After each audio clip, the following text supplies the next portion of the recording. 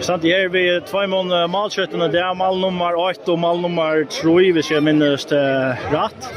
Joannes K och Páll Andersson Klettskarð först lucka i förmarschat någon och då var spännande distan.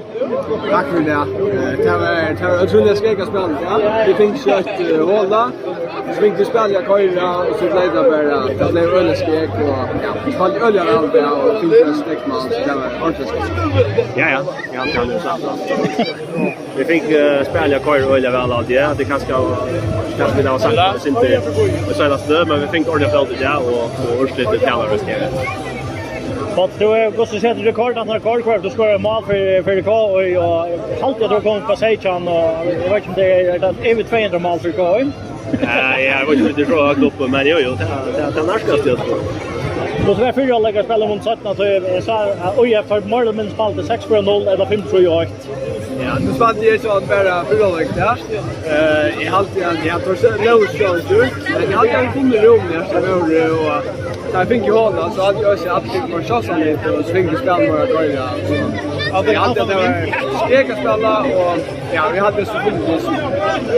Ja, jag har vi spelade med rapporter tempo då fått på plats kött och runt each corner affär till Agent Alvin Square för men vi fått vatten och börja öppna det kommer sen vi kan väl.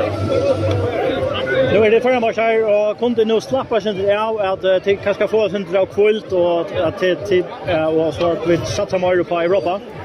Jag ger det för plus för då. Jag hade ju bara slappa av inte men det var kanske spelare som kommer att få mer spel då och det är just bruk för att krafta så det är väldigt glädjande. Ja, alltså vi ser så att jag nöjd med Svenjar 4 och spela men ju det är ju kostligt för undsätta för det. Kan bli spännande bild. Var det planen att det skulle göras några utskjutningar där? Det blev 5 Jordan så det kom.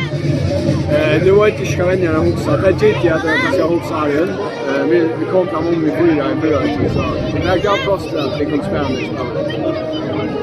Och det var ju att pappa sa sen det jag ska hon spela vid K-kvinnan och fortsätta att sätta rekord som till jakta ganska.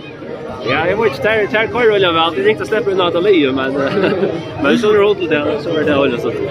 Hur ser det att titt på en måte är det inte skuggan av kvinnan så där sätta musik kvar för att vinna förmar så är det sätt att rekord vinna flest förmar så är det ja. Och nu jaktar tid att få hopp i åter. Hur så är det? Ja, det är inte kört. Vi tar det här för år och så. Nu har vi finns ju 3 och kanske på man ska åka det taga detta för givet. Det hade inte vi det lyckas spela i första år och för jakten där rekord hade ju också vi rör bara för bättre på första och njuta spela ihop. För Joe bara det var på en show till hopp är det något att också Jóannes? Alltså vi sagt att kvinnor på där ni hade jag till vi jaktar på att här att jag hopp. Det är matcher nu och vi vill just göra så där till rockarna.